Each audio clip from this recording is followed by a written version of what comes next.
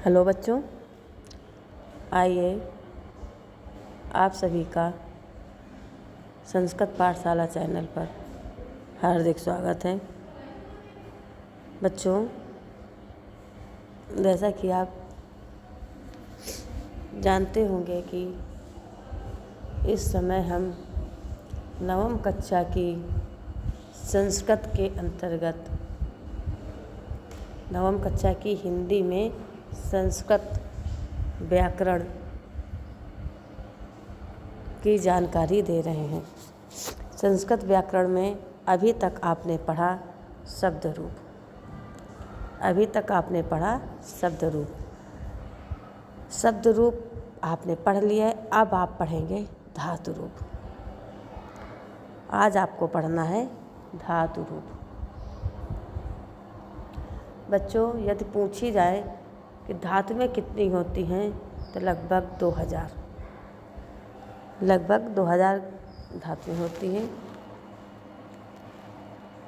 इसमें 10 लकार होती हैं, जिसमें से 5 लकारें आपके कोर्स में होंगी। आपको सिर्फ 5 लकारें पढ़नी हैं। 3 तरह के रूप होते हैं: परस्मैपदी, आत्मनेपदी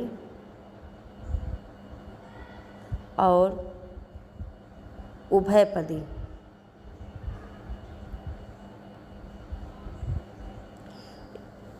इस तरह से बच्चों यह 3 प्रकार के रूप हुए। आपके कोर्स में ज़्यादा नहीं हैं, सिर्फ 3 ही रूप हैं: गम, भू और क्री। यह तो आपकी जानकारी के लिए बताया है, आप चाहे तो नोट कर लेना। अब हम बताएंगे गम। यह हमारी धातु होती है और गम का गच्छ आदेश हो जाता है। कभी आपके विकल्प में दे दिया जाए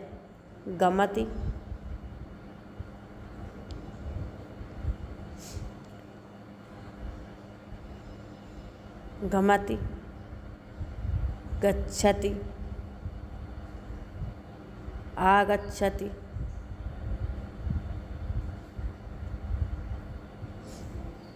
तो सही रूप आपको जाता है कि संस्कृत क्या होगी। इसमें से पूछ लिया जाए जाता है, इसकी संस्कृत क्या होगी, तो गमति नहीं होता।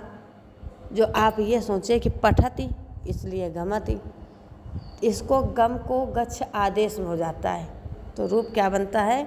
गच्छति। आगच्छति में होता है आता है। और अगर ये आगच्छत होता ऐसे, ठीक है ना, तो इसका होता जा चुका, मतलब कि भूतकाल। लेकिन यदि ऐसे है तो इसका मतलब होता है आता है, इसका मतलब होता है जाता है। गमति मीन्स भी होता है चलायमान, चलता है, जाता है, लेकिन ये रूप नहीं है। इसमें प्रत्यय जुड़ जाता है गम धातु में और गमति बन जाता है। आपको बताना है गम को गच्छ आदेश होता है और रूप क्या बनेगा? गच्छति। क्या रूप बनेगा? गच्छति।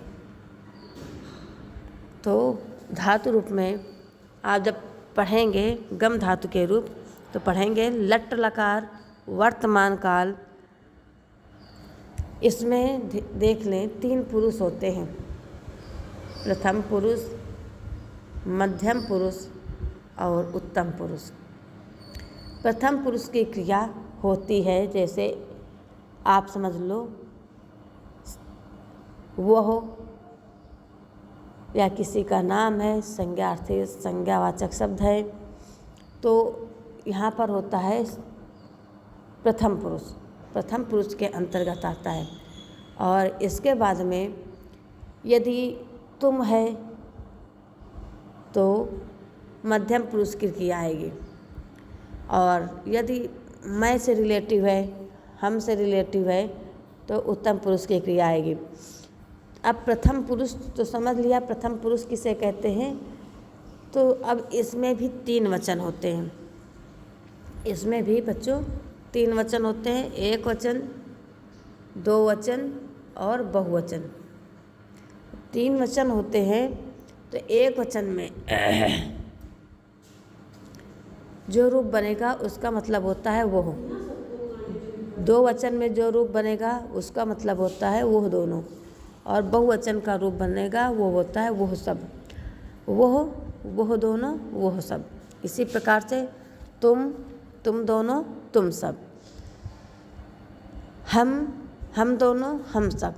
यह होता है प्रथम पुरुष, फिर मध्यम पुरुष, फिर उत्तम पुरुष। इसकी क्रियाएं इसी प्रकार से चलती हैं। तो प्रथम पुरुष में हम पढ़ेंगे गच्छति, गच्छतः, गच्छन्ति।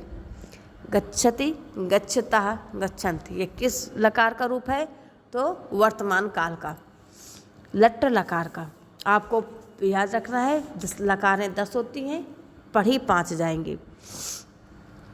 गच्छति, गच्छतः, गच्छन्ति। गच्छसि, गच्छथः, गच्छथ। गच्छामि, गच्छावः, गच्छामः।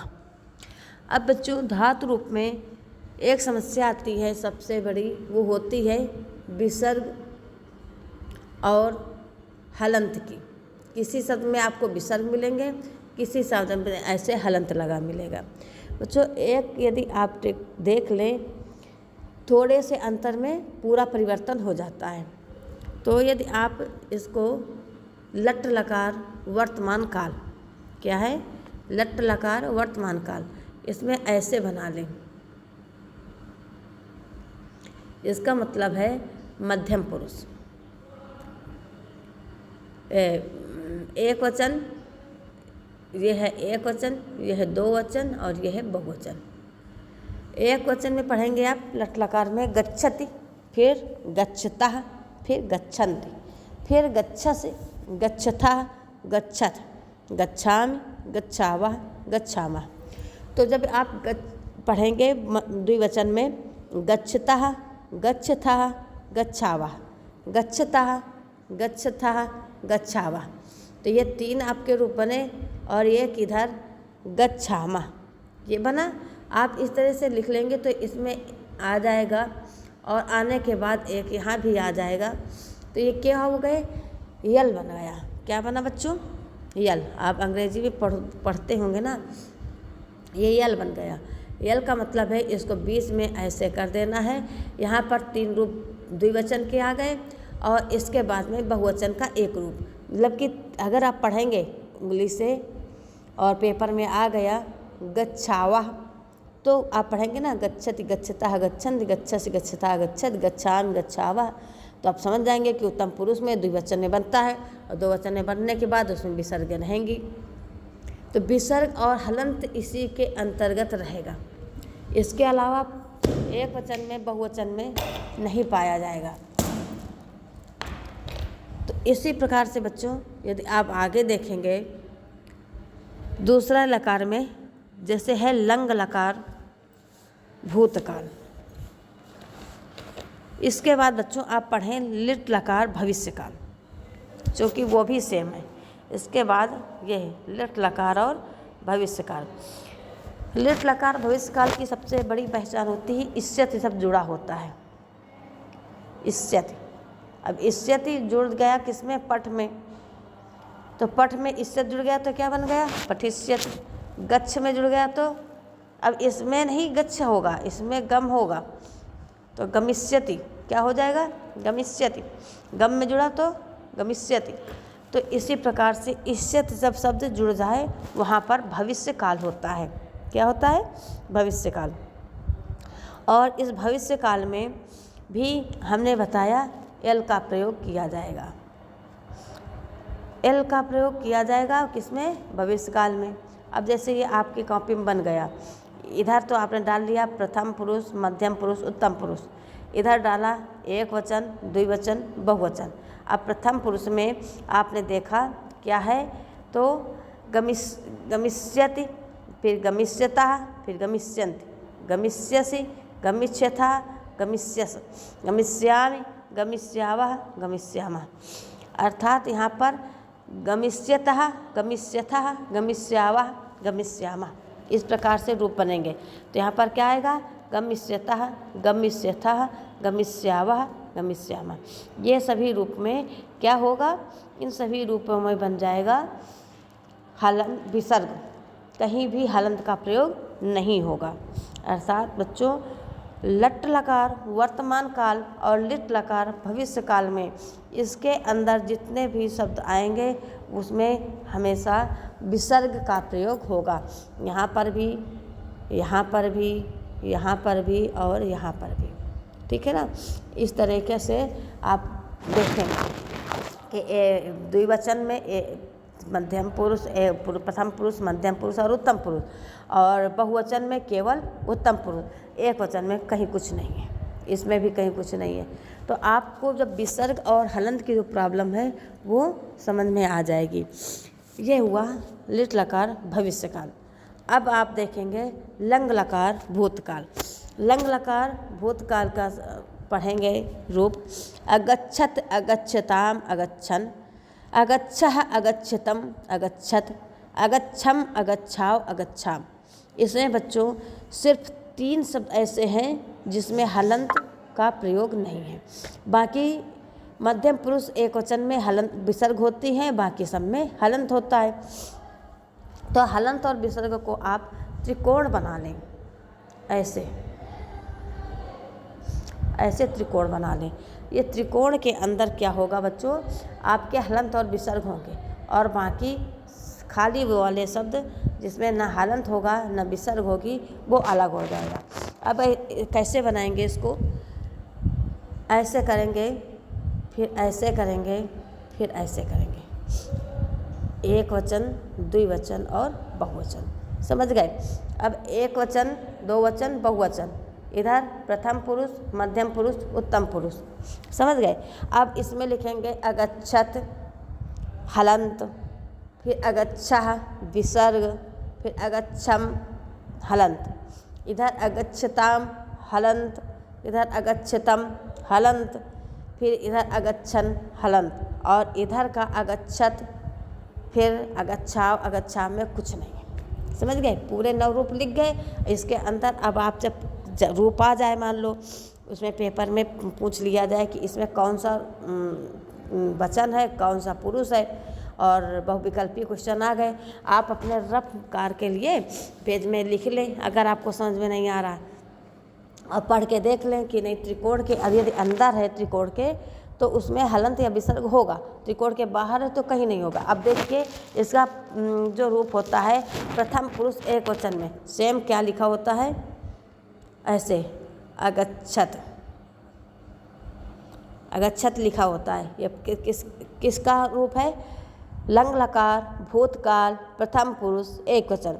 लेकिन सिर्फ मात्र इसका इतना हटा देने से यह बन जाएगा मध्यम पुरुष बहुवचन। अब मध्यम पुरुष बहुवचन यदि आपने अगच्छत अगच्छत पढ़ लिया दोनों पर, इधर भी अगच्छत है उधर भी अगच्छत है, और मध्यम पुरुष बहुवचन का रूप पूछा आपने इस तरह से लिख दिया तब तो सही है, लेकिन यदि प्रथम पुरुष और एक वचन का पूछा इस तरह से लिख दिया तो आपका गलत हो जाएगा। इसलिए आपको बड़ी सावधानी से 2-4 बार प्रैक्टिस करनी पड़ेगी। तो बच्चों इसका रूप उच्चारण करिए। अगच्छत, अगच्छताम, अगच्छन, अगच्छः, अगच्छतम, अगच्छत, अगच्छम, अगच्छाव, अगच्छाम। फिर इसके बाद बच्चों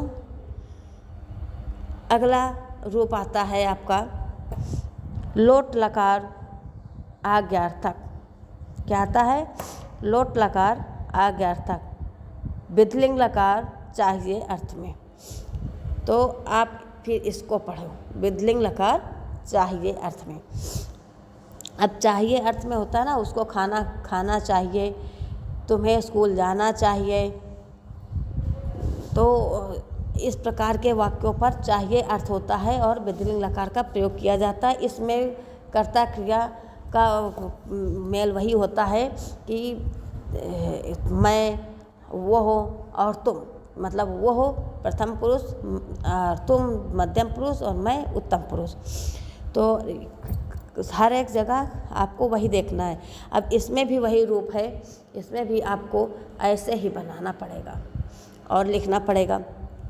अब जैसे यहाँ पर आप लिख लिया प्रथम पुरुष, मध्यम पुरुष, उत्तम पुरुष। यहाँ पर एक वचन, द्विवचन, बहुवचन। फिर इसके बाद में एक वचन के बाद ऐसे लाइन खींचेंगे, दो वचन में भी खींचेंगे और बहुवचन में हो गया। ये आपकी कॉपी में इस तरह से बन गया। अब आप जब रूप लिखेंगे तो उसमें कैसे लिखेंगे? गच्छेत, गच्छेताम, गच्छेयुः, गच्छेह, गच्छेतम, गच्छेत, गच्छेयम, गच्छेयो, गच्छेम। आप देखेंगे 3 रूप, मतलब एक तो ये हो गया, एक ये हो गया। अब कितने खाने खाली बच्चे तुम्हारे? 1 2 3।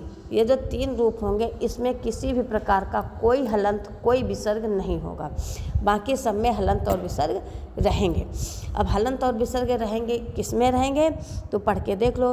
गच्छेत, गच्छेताम, गच्छेयुः, गच्छे, गच्छेतम, गच्छेत में नहीं रहेगा, फिर गच्छेयम। ये इस प्रकार से आप बना लेंगे तो आपको आसानी रहेगी हलंत और विसर्ग के लिए। और सिर्फ 1-2 बार आप उच्चारण करिए, रूप आपको आ जाएंगे। इसी प्रकार से बच्चों जब लोट लकार में देखेंगे तो लोट लकार क्या होता है? आज्ञार्थक। लोट लकार आज्ञार्थक। इसमें बच्चों आपको क्या करना है? कुछ नहीं करना। इसमें सिर्फ 2 रूप होते हैं, ऐसे करके बॉक्स बना देना है। 2 रूप होते हैं। अब इधर देखो, ऐसे हो गया, आपने रूप लिखा, बना लिया ऐसे, एक वचन, द्विवचन, बहुवचन। फिर प्रथम पुरुष, मध्यम पुरुष और उत्तम पुरुष। अब प्रथम पुरुष में आप देखेंगे इसमें गच्छतु, गच्छताम, गच्छन्तु, गच्छ, गच्छतम, गच्छत, गच्छानि, गच्छाओ, गच्छाम। ये बना। लेकिन आपने देखा होगा जो बॉक्स हमने पहले बनाया था उसके अंतर्गत जो 2 शब्द आते हैं, गच्छताम और गच्छतम, यह क्या है? यह द्विवचन का, प्रथम पुरुष का 2 वचन और मध्यम पुरुष का 2 वचन रूप है और इसमें हलंत होता है, विसर्ग कहीं पर नहीं आता। तो आपको जो ये गच्छताम है और ये गच्छतम है, देखो सिर्फ थोड़ा सा अंतर इसमें भी है, गच्छताम। और अगर आपने ध्यान नहीं दिया तो लिख दिया गया गच्छ तम। अब पूरा अंतर हो गया। क्या अंतर हुआ? देखो क्या अंतर हुआ। आपके गच्छताम में अगर अनुवाद दिया गया कि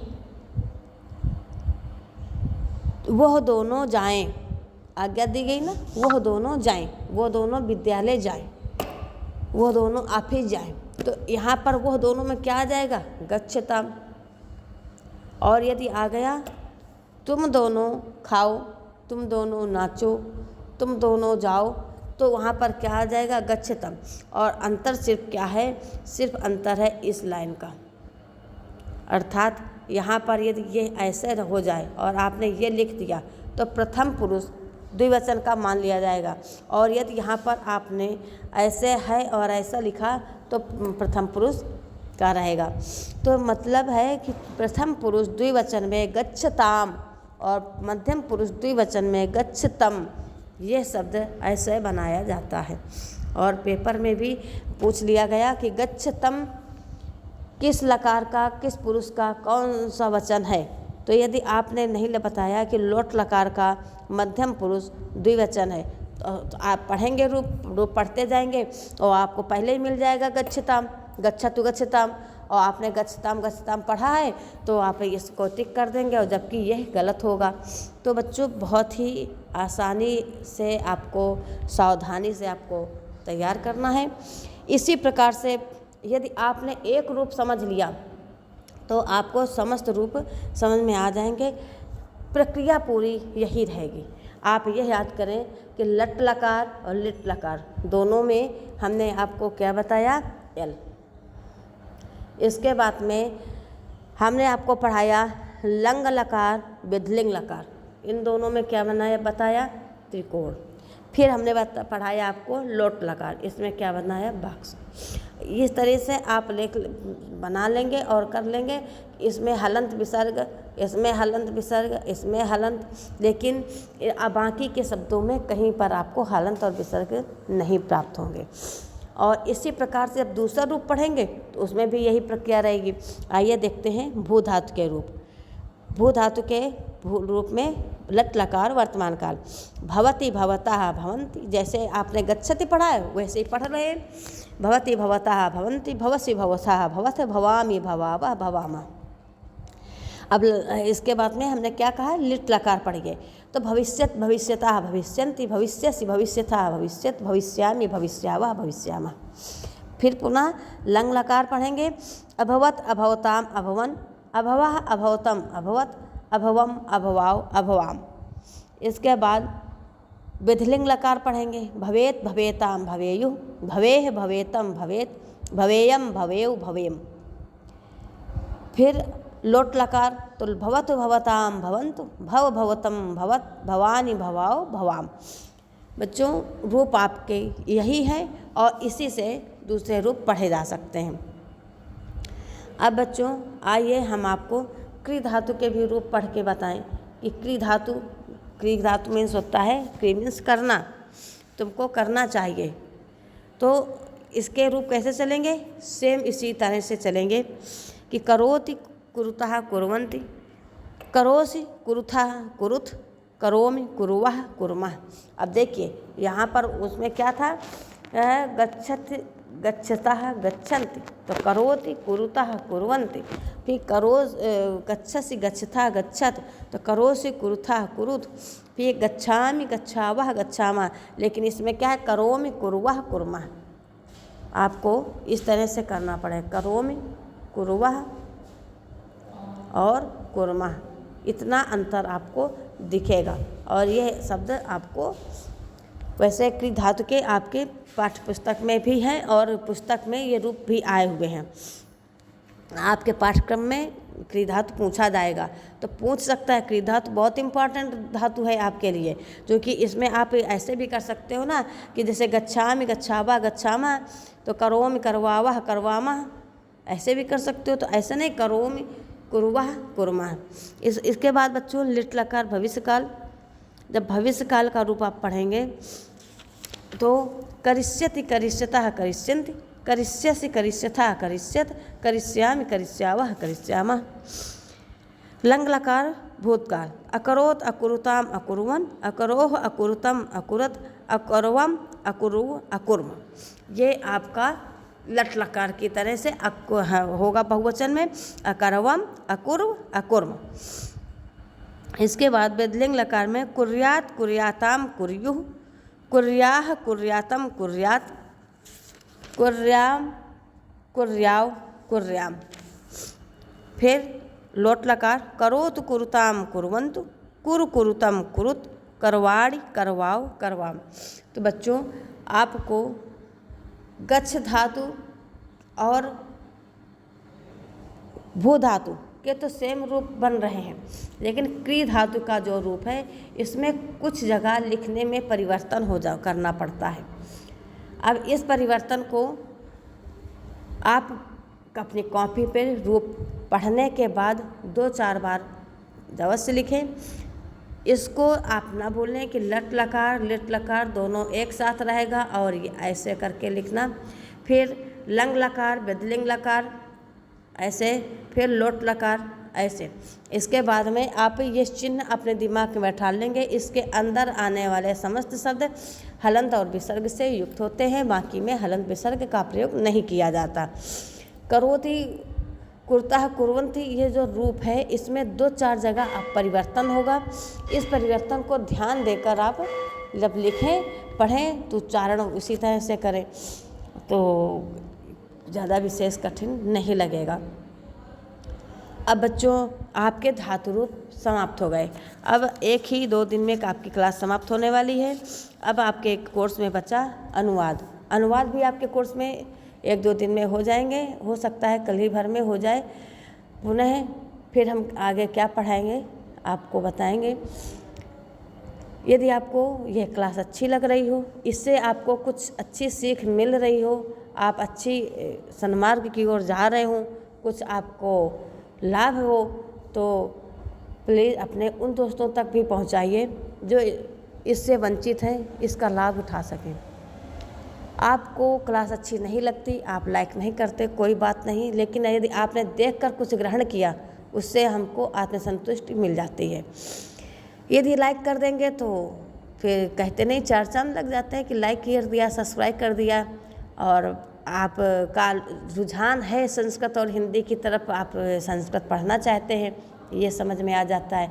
यदि आपको और भी कुछ पढ़ना है सिर्फ संस्कृत में, तो आप मतलब संस्कृत का सब्जेक्ट हो और विस्तार से पढ़ना हो, कोई रूप हो, कोई शब्द रूप, धातु रूप या व्याकरण में कुछ भी, तो प्रत्यय, उपसर्ग, तो आप प्लीज़ ज़रूर बताएं। और यदि हिंदी के छात्र हो तो आपके हिंदी के लिए इतना काफ़ी है, चूँकि जहाँ साइंस वर्ग के जो स्टूडेंट हैं वो उनका मतलब था सिर्फ हम उतना ही पढ़ लें जो इतना कोर्स में है, ताकि वो कंफ्यूज ना हो। वो गणित और साइंस को सरल और संस्कृत और हिंदी को कठिन मानते हैं, जबकि ऐसा नहीं है। तो हम तो यही बताना चाहेंगे कि आप अपने लगन एवं निष्ठा से कर्तव्य करिए, और आप जब कर्म करेंगे तो फल अवश्य मिलेगा। आप अपने लगन से पढ़ाई करिए और अच्छे से नोट्स तैयार करिए, ताकि पेपर में सिर्फ आप नोट्स से ही पढ़ें। तो बच्चों, अब हम आपका ज़्यादा समय न लेते हुए सभी बच्चों को नमा संस्कृताय। जय माता दी, जय हिंद, जय भारत।